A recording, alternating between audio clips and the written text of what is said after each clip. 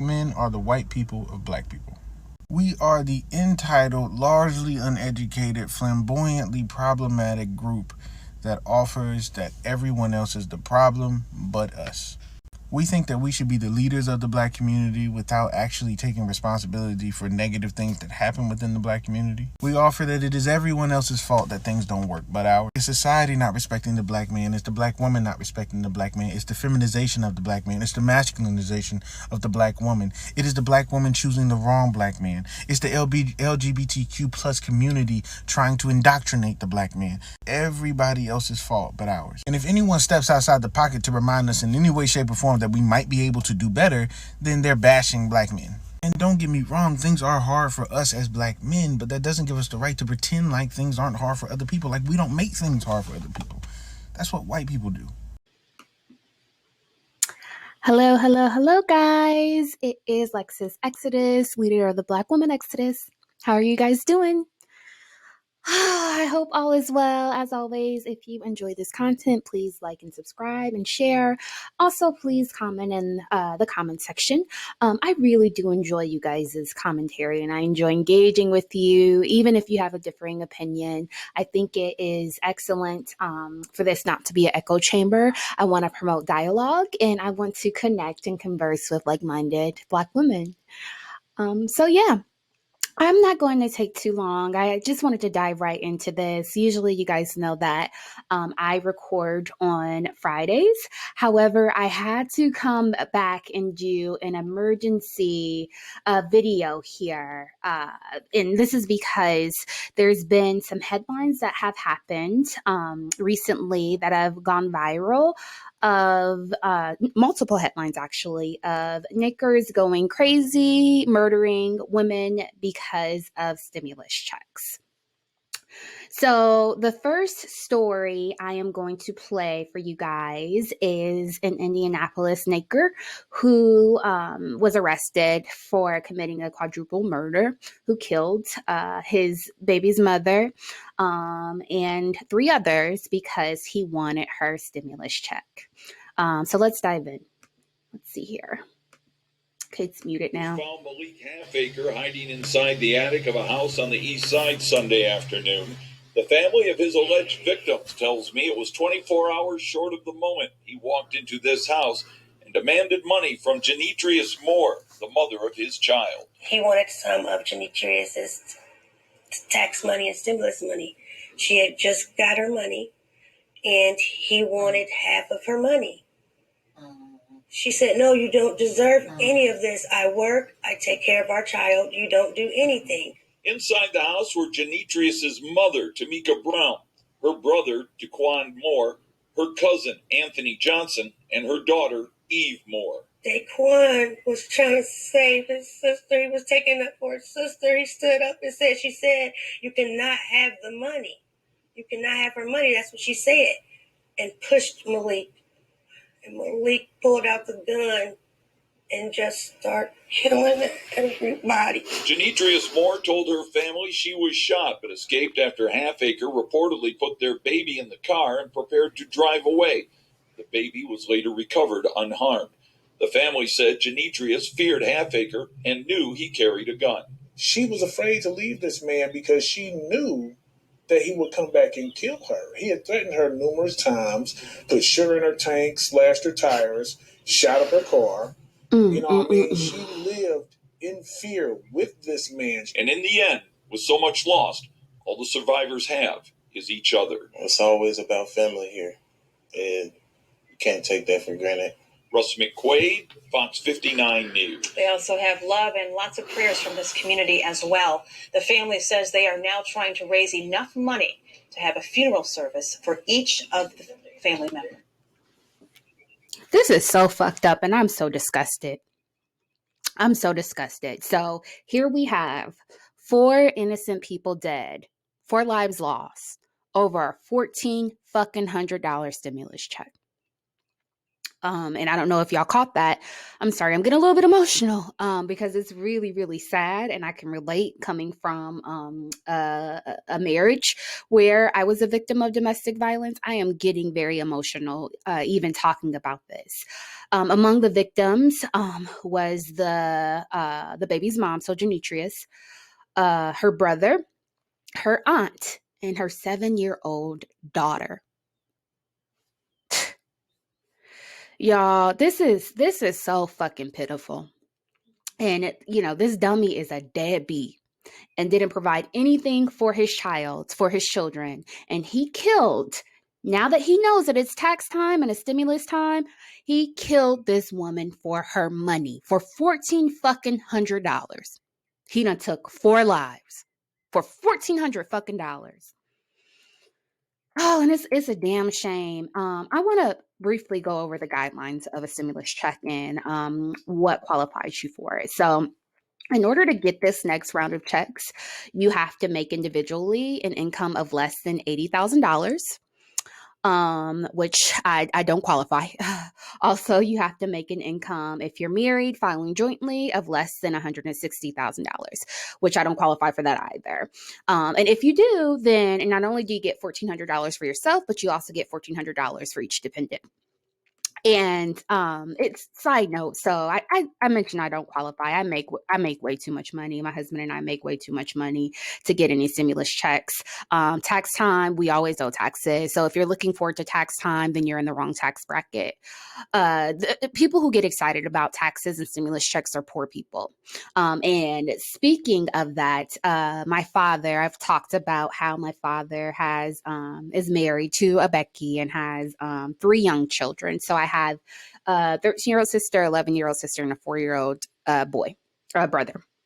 And it was interesting because I was talking to him Friday and he's asking me if I got my stimmy. And I looked at him like, hell no. We make too much money for that shit. We actually owe the IRS. And he was taken aback, and he, you could tell he was kind of like, because I know he knows that we're well off, but I don't think he really understood. But you could tell he was taken aback because he stopped for a second. He was like, oh, well, I'm about to start calling you money bag banks. And it's just like, nah, nigga, I handle my responsibilities. Here you are, a family of fucking 5. And your household income is probably maybe $50,000 a year annually. Shit. So it's like, nah, I'm actually responsible and I don't have children that I can't afford. Anywho, that was a huge side note. I don't want to get sidetracked. But so back to this. So this woman had 2 children and worked at a beauty supply store. So she obviously made under $80,000 a year. Again, if you make less than that, you should not have any children. You should not. And control your fertility, Black women, please. I hope that that's one of the major lessons that we learn from this story. I know it's neither here nor there at this point, but seriously, we need to make better decisions and we don't need to find ourselves procreating with losers and ending up in deadly situations because of ignorant niggers that we choose to have children with. So this woman actually qualified for 3 $1,400 checks, so for herself and her 2 children, which totals about $4,500. And this deadbeat, who does not support these children at all, shot her and her entire family over it. And I want to read the accompanying article below because it gives additional details that I think are interesting and further illustrate how much of a heinous act this is, and also illustrates the derelict Tyrone mentality that we often see. So he came to her and, she told him, you don't deserve any money. I work. I take care of our child. So it sounds like only the youngest baby was his. So damn, the one that he killed wasn't his kid. The 7-year-old that he killed was not his child. Shit, that's fucked up. So he says, I want half. She told the nigger, even though he didn't deserve any of it, even though he doesn't buy diapers, he's not spending money on formula, he's not helping contribute to this child's life at all. She even offered to give him $450 and told him, take it or leave it. And he responded and said, I'm going to get that money. Because $450 of money that you didn't earn wasn't enough for your Abe ass. He wanted half.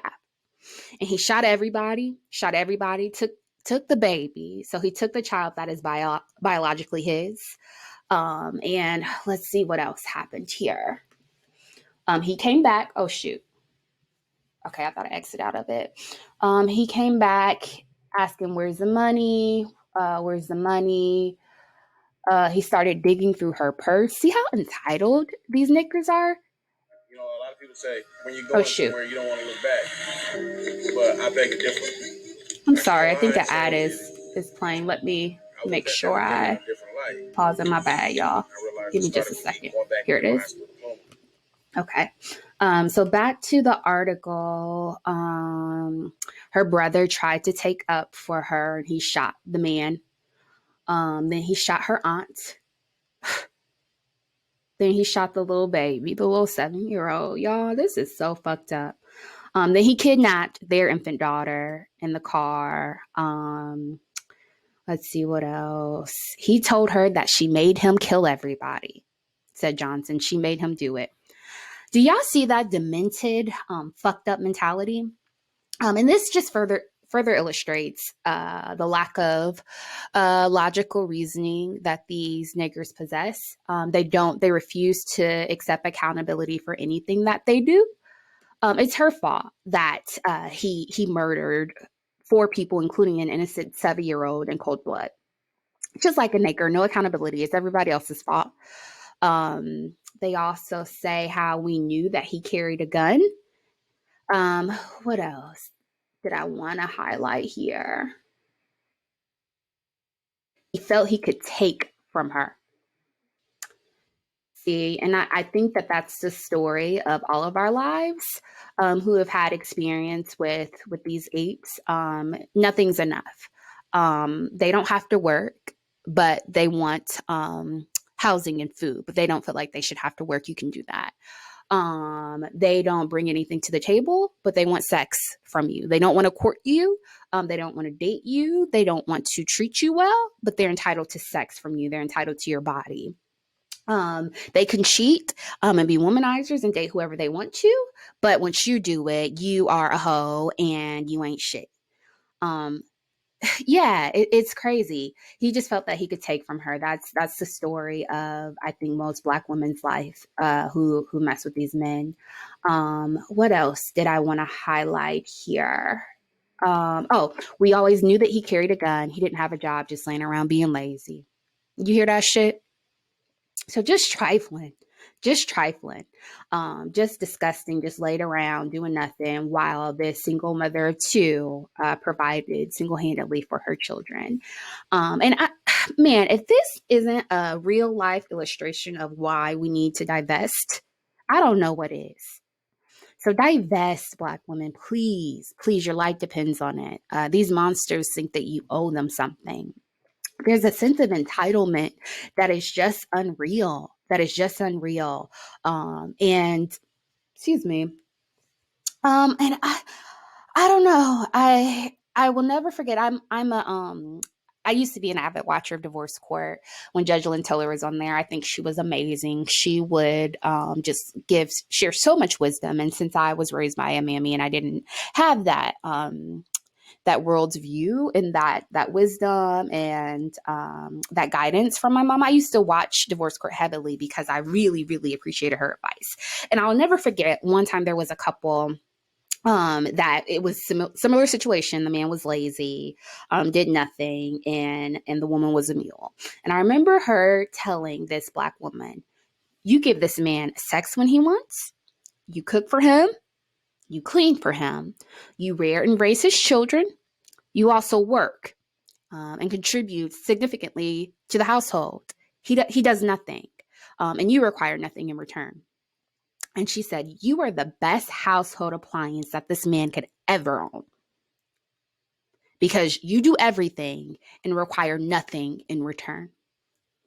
And that resonated so much with me because you see that so often within the Black community, women working 2-3 jobs. Remember we talked about that pregnant woman who husband ended up having a side baby on her, working overnight shifts as a pregnant nurse on her feet, giving him sex, carrying his child. We do that. We tend to do that in the Black community. We give and give of ourselves and expect nothing in return. And here we have it. This, this woman is raising these children on her own, gave this man her body, gave this man a significant portion of her life, procreated with him.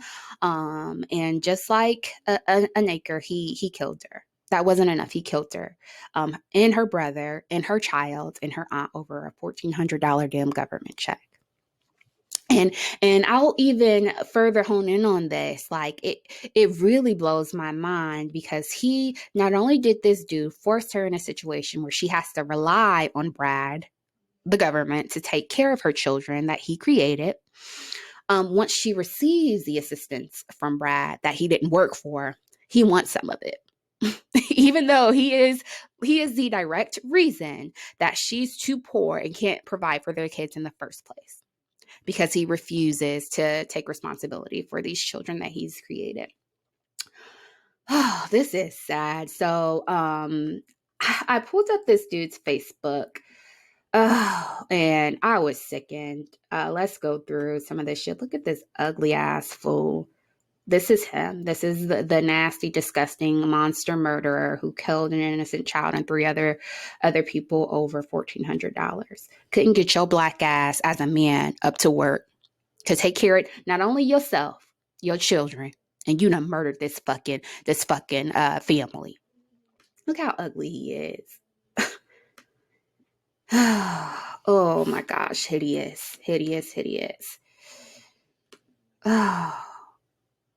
Hey, here he is. Look at that damn dresser. Probably in some other woman's house. So I'm sure a parent, a mom, or aunt's house, smooching off her. Oh, he's so ugly. Oh, middle finger.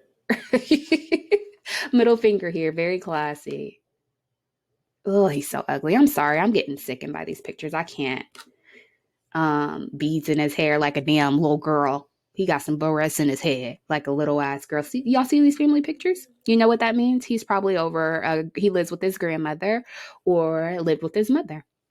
Because ain't no grown man who lives in his own house are going to have, old pictures like this of elder family members and a Betty Boop everywhere. So he in some woman's house mooching off of her.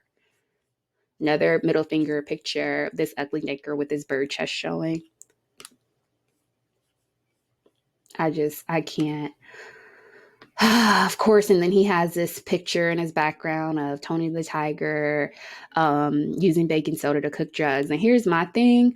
I would respect it more if you got your ass up and sold drugs, motherfucker.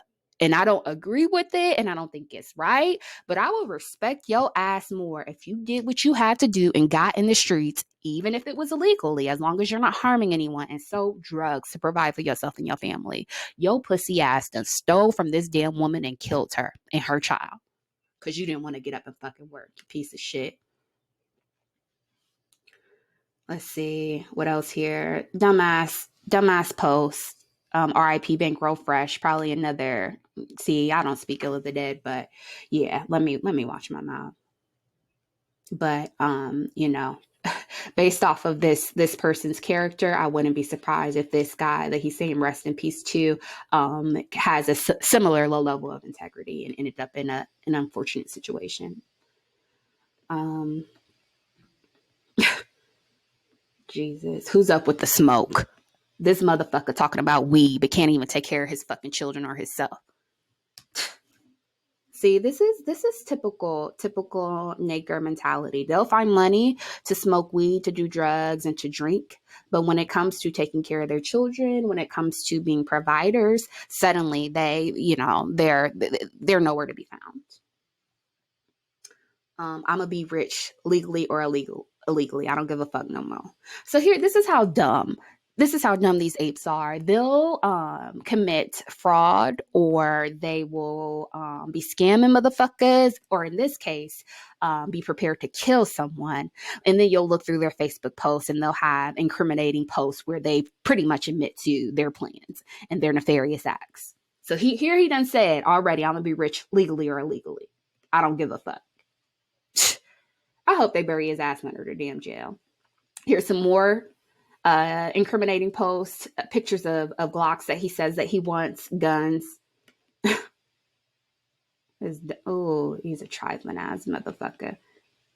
If they don't respect your truck, your struggle. They won't respect your hustle. If they can accept you when you just can't take it, they damn sure ain't going to accept you when you make it work for you, make yourself better, and leave everybody else in the weather. My day is going to be none but sunshine. So apparently this ape was an aspiring struggle rapper.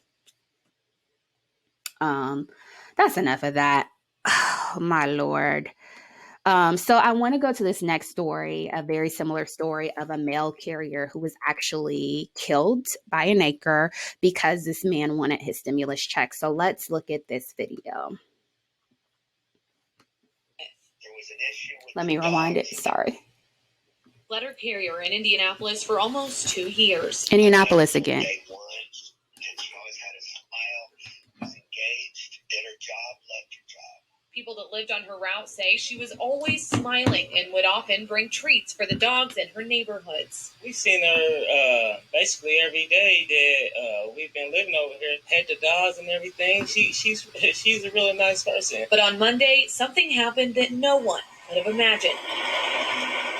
Shots were fired from a home that the Postal Service had been having issues with. There was an issue with the dogs at that residence, and you get 3 letters, and on the 3rd one, they curtail the mail. The mail had been blocked from that residence for about 2 weeks, requiring them to pick up their mail instead, according to the local branch of the National Letter Carriers Association. But being shot by somebody because they couldn't get their mail, no, I would never think that ever happened. Neighbor Aaron Oliver says this story hits close to home for him, as his father is a letter carrier. I know what happened to a mail carrier. I don't want it to happen to my family. You know, just being out here, it could have been one of my family could have been shot by that bullet. While being a witness to violence is not unusual for letter carriers in Indianapolis, this is a first. I started in 1973, and this is the first death to violence of any type we've had in the Indianapolis post office. While police continue to search for evidence, Angela Summers' friends and family are left with questions of their own. Why? How could it happen? She was a wonderful, wonderful person. Okay.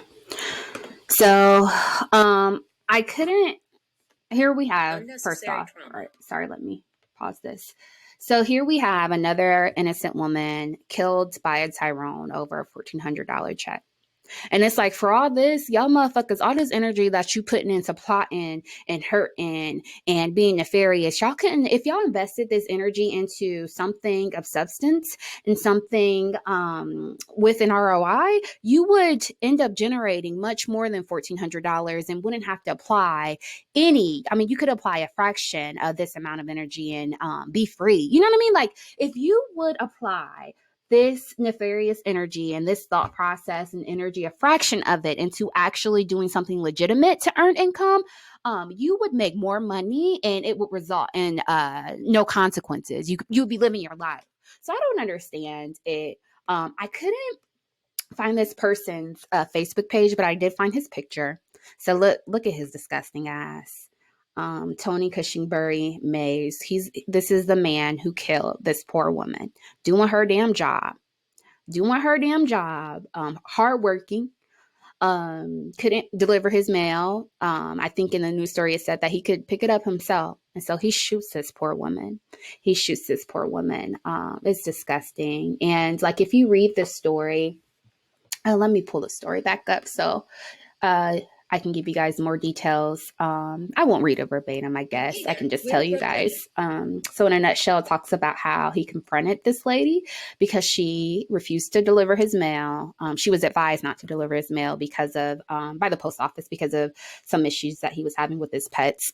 And he confronted her, and I'm sure he was threatening. I'm sure she was scared. So she pepper sprayed him, and he ended up shooting her, an innocent woman.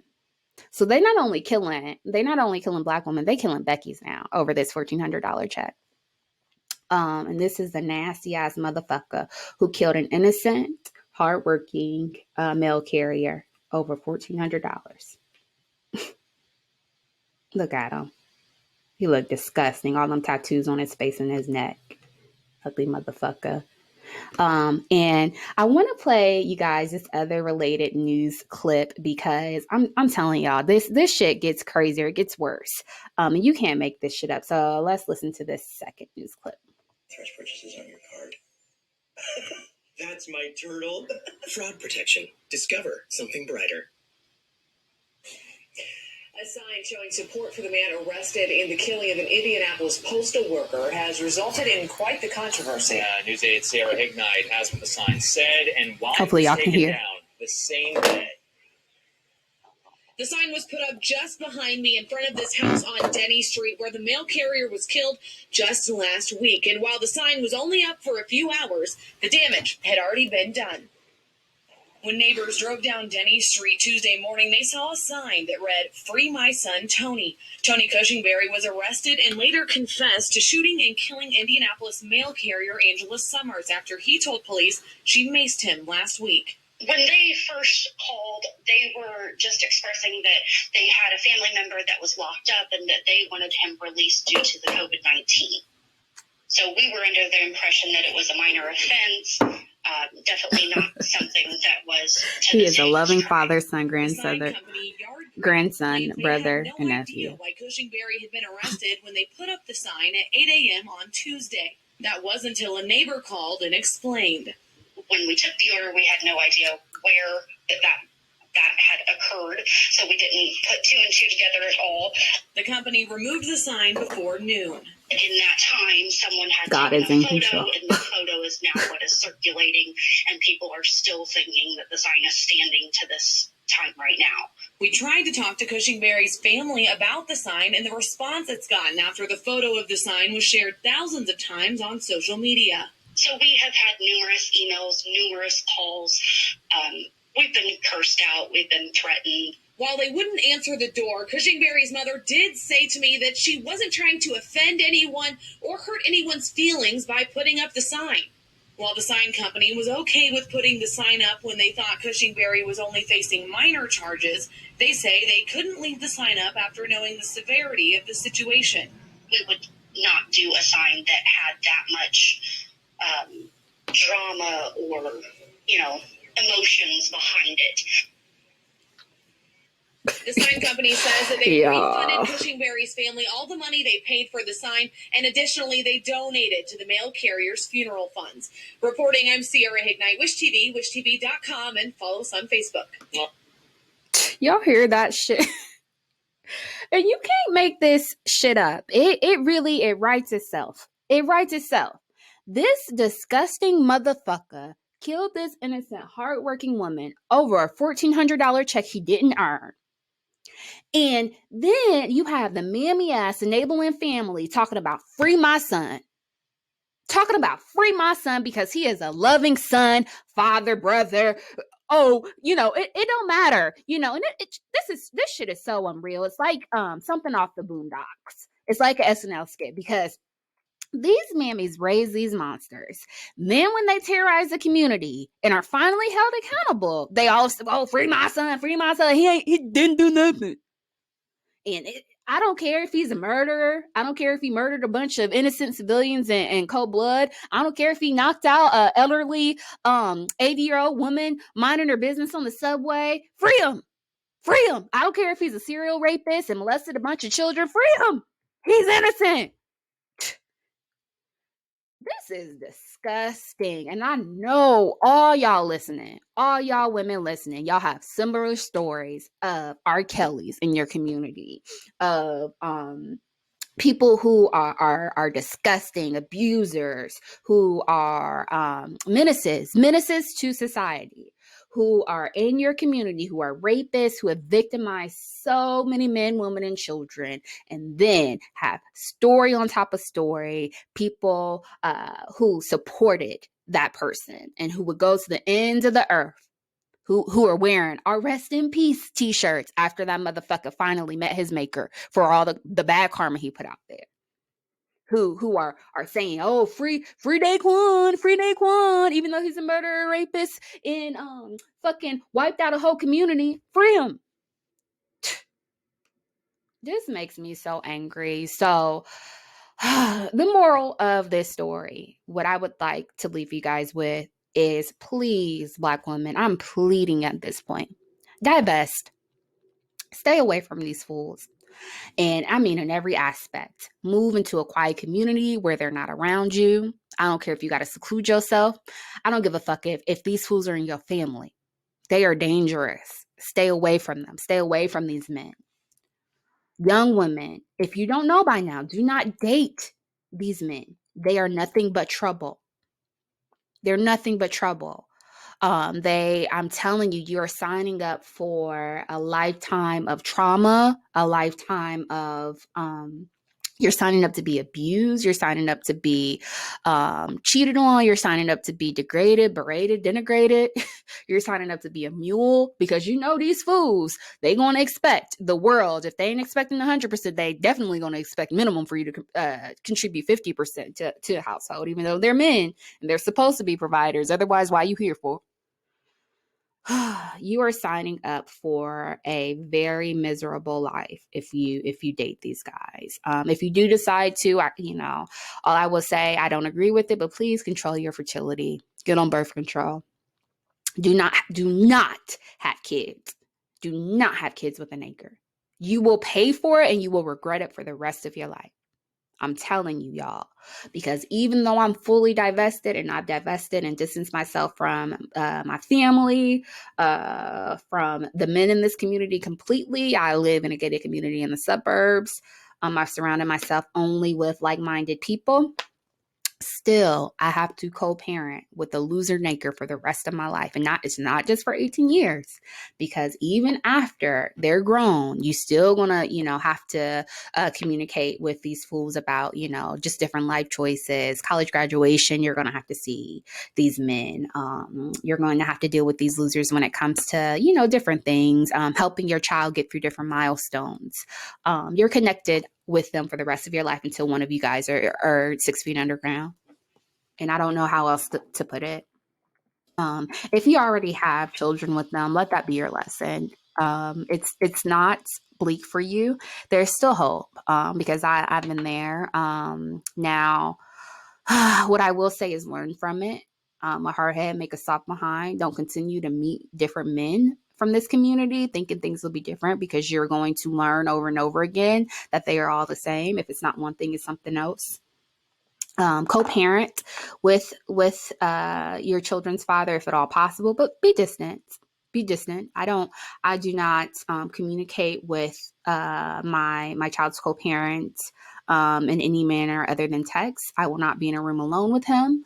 I will not have an extended conversation with him. If he asks me a question, I'm very short. So I really do think it's important for us to, if you do mess up and have children by these men, to learn from that and to learn to co-parent if at all possible, but be distant. So I was talking about how, my ex recently reached out and, so it's been a point of contention for us that my son, I feel like he hasn't been progressing like he should be. And he recently took an exam.